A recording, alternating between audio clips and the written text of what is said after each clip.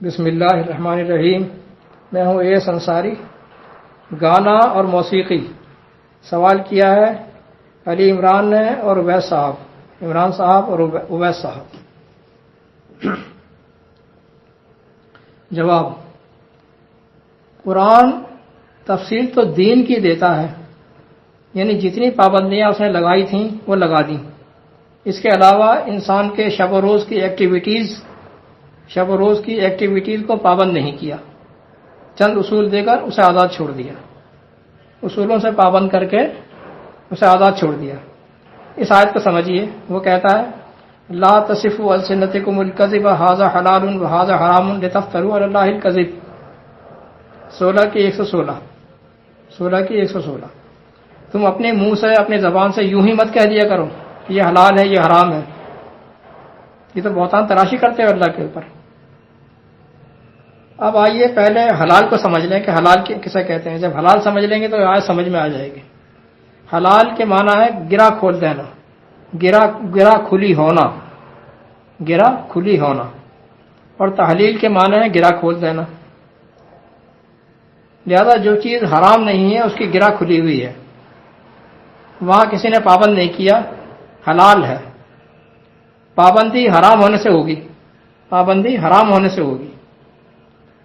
اس آیت 16 کی 116 میں جو کہا گیا ہے کہ تم اپنی زبان سے یوں ہی فتویٰ مت داغ دیا کرو کہ یہ حرام ہے یہ حلال ہے، تو اس کا یہی مطلب ہے کہ اللہ کی حرام کردہ کو حلال مت کہہ دیا کرو، اللہ کی حرام کردہ کو حلال مت کہہ دیا کرو اپنے منہ سے، یا اپنی طرف سے حرام مت کر دیا کرو۔ لہذا انسان پر یہ اصول لگتا ہے کہ وہ بنیادی طور پر آزاد ہے، کھلا ہوا ہے، بنیادی طور پر کھلا ہوا ہے، آزاد ہے۔ پابندی اس پر اس کا رب لگا سکتا ہے، پھر جہاں پابندی لگا دی اسے کوئی حلال نہیں کر سکتا۔ پابندی اس پر اس کا رب لگا سکتا ہے، بس یہ انتظامی معاملات میں رسول کی پابندی بھی کرے گا، انتظامی معاملات میں رسول کی پابندی کرے گا، باقی پابندی صرف اللہ لگائے گا۔ دوسرا اصول یہ دیا انسانی معاملات میں کہ اس کی آزادی میں کہ دیگر ممنوعات کے ساتھ ساتھ یہ بھی حرام کر دیا، اس کی معاشرتی آزادی میں ایک چیز، دیگر ممنوعات کے ساتھ ساتھ یہ بھی حرام کر دیا کہ لا تقربوا الفواحش ما ظہر منها وما بطن، 6 کی 151۔ فحاشی کے قریب بھی مت پھٹکنا، چاہے وہ کھلی فحاشی ہو یا ڈھکی چھپی ہو۔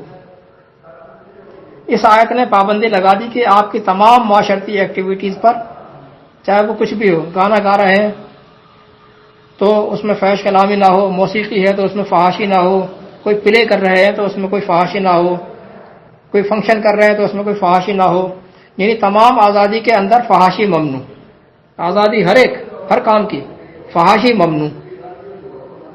آپ کھیل کود کی محفلیں سجائیں، زندہ قوموں کے لیے ضروری ہوتی ہیں، گانے